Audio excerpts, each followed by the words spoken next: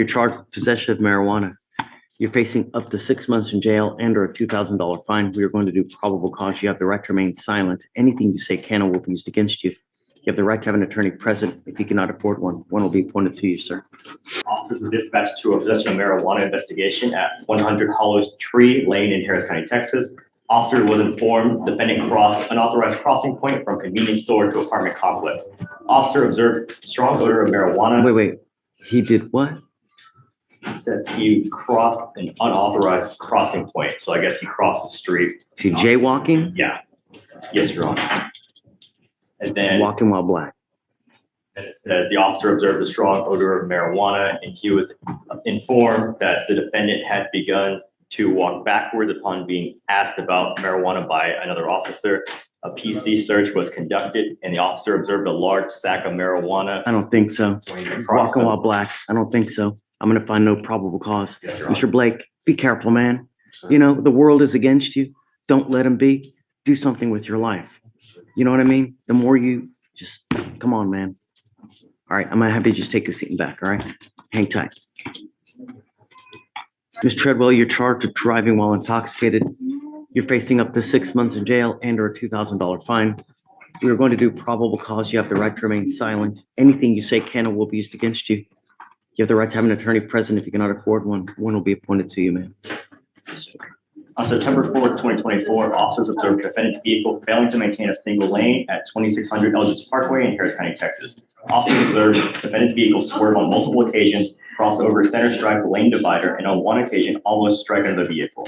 Traffic stop was initiated. Officers made contact with the defendant, who was the driver of the vehicle. The officer observed lethargy, slurred speech, red eyes, and the defendant stated she had ingested HGN 6 out of 6, walk and turn 7 out of 8, one leg stand 3 out of 4. Defendant was read the DIC and refused blood. A blood search warrant was obtained and executed. Defendant was ID with a Texas driver's license.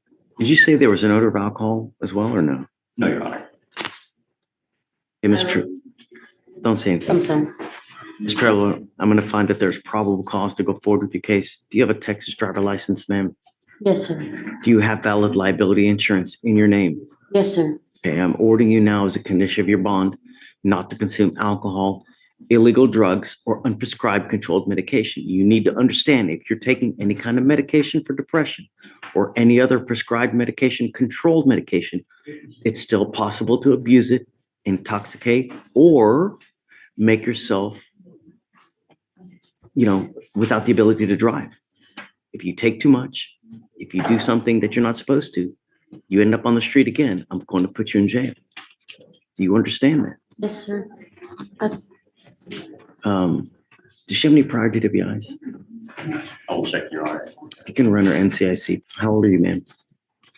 32. What do you do for a living? I'm a case manager for individuals with mental health and IDD. Are you married, children? I have 2 kids. I'm not married, sir. You have 2 children? Yes, 2 daughters, 11 and 4. No previous DWI, just a previous theft. Okay. Did you want to apply for an appointed lawyer, ma'am? I can't afford it right now. I lost my job due to this incident. I'm offering you a lawyer. Would you like a court-appointed lawyer, ma'am? Yes, please. I understand the stress about this, but don't abuse any kind of dope. Imagine if you go to jail and you don't have anyone to bond you out. Who's going to take care of those? Ma'am, Ms. Treadwell, I want you to listen. I know you're thinking about what to say, then you don't listen. If you go to I'm gonna listen. Yes, sir. if you go to jail and I can make your bond $15,000 and you don't have anyone to bond you out, who's going to take care of those 2 little girls? You need to consider this next time you're out there in the free world, because if I find that you're a danger, that you do something to violate these conditions, I'm going to put you in there. I'm not giving you any more PR bonds. Yes, sir. You understand? Yes, sir.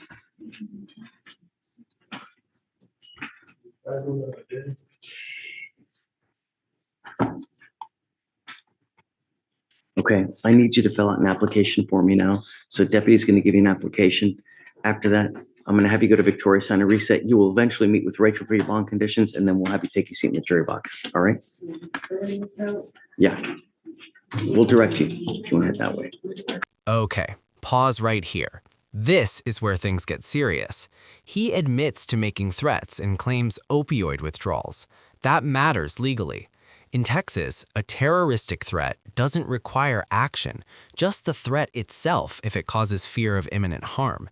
And here's the twist. Withdrawal is not a legal defense. It might explain behavior, but it does not excuse it.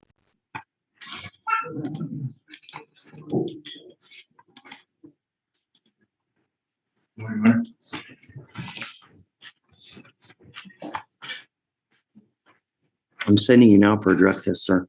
Sir. And then if you ever miss another drug test, I'm going to put you in jail, no questions asked, and I'm going to make your bond probably double what your felony is. Do you understand? Sir, As it stands, I ordered you not to consume alcohol or any kind of dope. We're going to test you now. We'll see what it shows, if anything. And then you have other things to do? Yes, Judge. You want to, can you come back? Yes. Okay, take a seat for me, Mr. Trump. We're going to find out here shortly. Okay.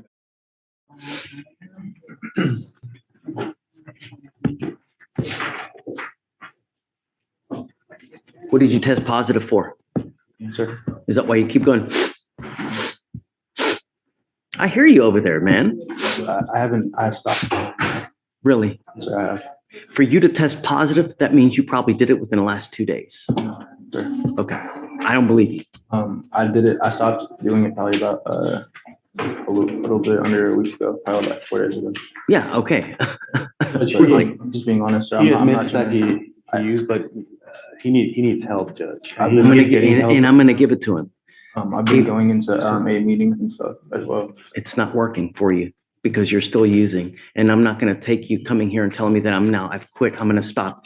I told you that when you first got here.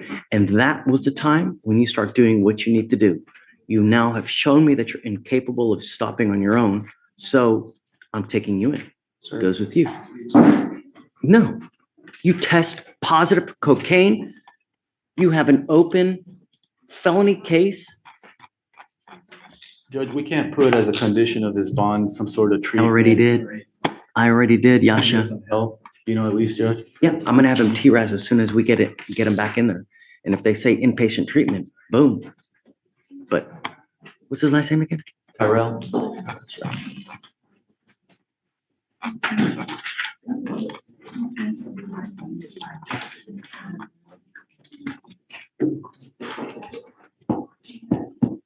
We can do the TRAS right now. Yasha, if I don't take him into custody now, I'm telling him it's okay for him to do cocaine and that he's just gonna walk out of here. You think it'll ever stop? Really? You can test him on Monday again. He was out free and clear. He had the opportunity not to do it. He had the opportunity to clean himself. The only reason he's telling me now he wants to clean himself is because he's going in. That's the only reason, Yash. Mr. Terrell, if you think that you're going to use cocaine and that you're going to walk out of here, it's just not going to happen. Goes with you. More chance, please. I already gave you a chance. I'm a child, sir. I would just like one more Then chance. if you're using cocaine out in the free world, you have no business having a child with you. Do you think you could give me one more chance? No, he goes with you. Sorry, Mr. Terrell.